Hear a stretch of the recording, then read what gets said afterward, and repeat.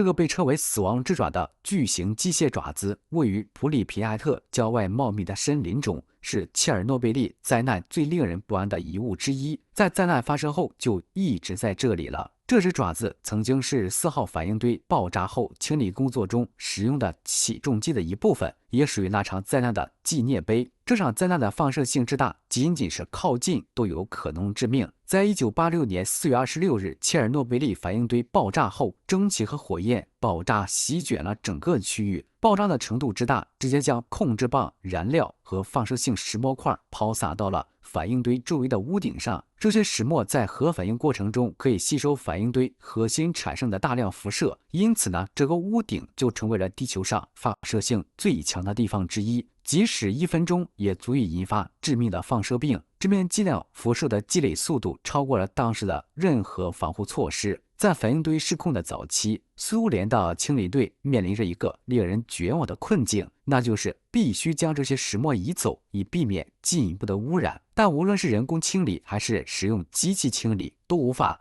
承受长时间的暴露。用来移除石墨的机器人，但是它们只能持续几分钟，然后呢，强烈的辐射就烧毁了它们的电路。最后，在别无选择的情况下，苏联工人转而使用起重机这类的机器。起重机的爪子成为了清理工作的最后防线。但是每当它抓起一块时，就会将另外的放射性碎片推回到破碎的反应堆中，并且呢，辐射会一直在起重机中积累。当清理任务完成以后，机械臂的爪子已经极具放射性了，甚至和它清理的碎片一样具有放射性。最后，清理队只能把它运走了，或者说把它遗弃在远离人类居住的森林的一个僻静的地方。但在2019年，考古学家罗伯特·麦克斯韦尔在一次私人旅行中偶然发现了它。他当时与一名冒险家一起进入森林冒险，在一处密林的深处遇到了这个巨大的机械爪，在对它周围进行了放射性测试后，数值显示它的辐射水平是每小时39.8CS，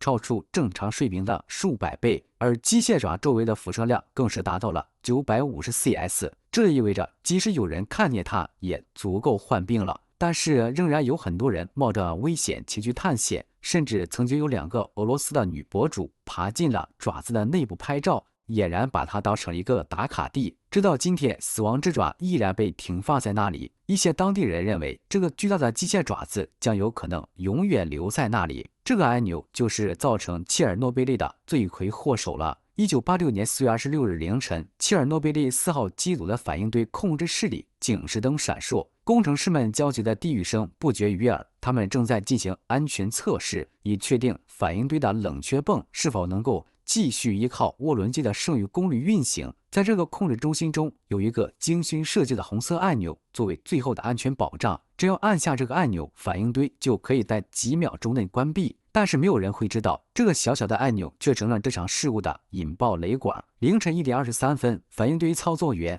阿列克谢·安农科破坏了 A5 按钮上的防篡改蜡封，取下了塑料盖并按了下去，打算安全结束在4号反应堆上进行的测试。这一行动启动了紧急停堆程序，原理是通过插入由吸收中子的碳化硼制成的控制棒来停止核反应。然而呢，这些控制棒有一个严重的设计缺陷，它们的尖端是由石墨制成的。这种材料与其余的部分不同，控制棒实际上增加了反应性。随着控制棒开始下降，它们用石墨取代了吸收中子的水，暂时增加了核反应的速率。在反应堆4号内已经存在的不稳定条件下，这种意外的激增和反应性使反应堆的功率在4号反应堆内失控飙升。几秒钟后，控制棒卡住了1/3，导致反应堆无法完全的关闭。功率的急剧上升导致燃料棒过热并迅速的破碎，在反应堆无法承受的压力下产生蒸汽，反应堆猛烈冲破容器，引发爆炸，喷出放射性物质，并摧毁了大部分建筑结构。有争议的理论认为，阿列克谢可能按下了2次 A5 按钮。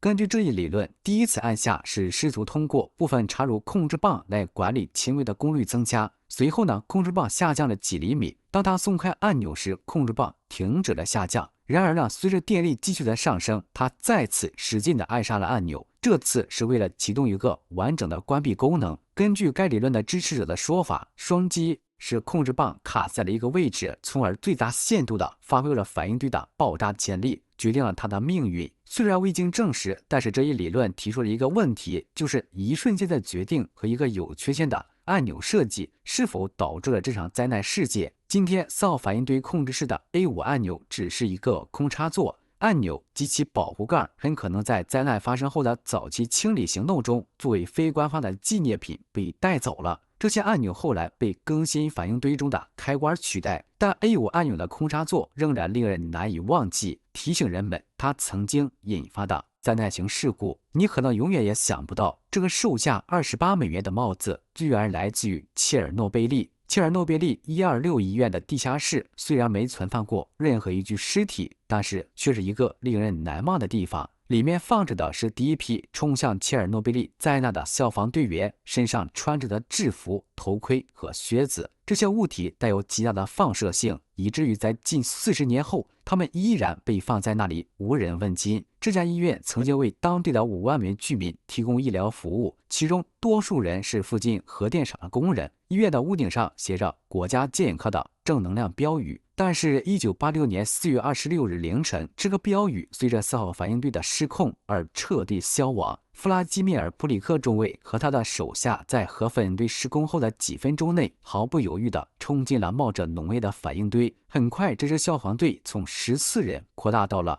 由186名消防员组成的大规模应急响应队伍。由于爆炸的原因，反应堆内的消防系统被破坏，他们要到达事故发生的上方，在超过3600摄氏度的温度下为卡车手动铺设软管，并与70吨油和900吨石墨助燃的大火进行拼搏。他们并没有意识到自己正受到致命剂量6到7倍的辐射。很快的，126医院在黎明时分开始收治伤员。虽然这个时候还没有正式的官方通告，但截止上午10点时，已有108名消防员和工厂工人抵达，许多仍然穿着受污染的装备。根据协议规定，任何暴露于辐射的人都应该在运输前在工厂进行去污，但是他们并没有那样的时间。于是呢，这间地下室就成了他们堆放受污染衣服的地方。消防员为了这个工作付出了巨大的代价，造成了不可逆的伤害。他们的团队在反应堆顶部花费了关键的几分钟，向反应堆顶部浇水，但是燃烧的核心辐射实在是太强烈了，甚至有传闻说237名急救人员的眼睛都变了颜色。最后，很多人在2个月的时间内都去世了。现在很多冒险者冒着被辐射的危险到这个房间进行探险，甚至近些年来去探险的人还会带出一些里面的东西留作纪念，比如这个在网上售价28美元的头盔就是从那里带出来的。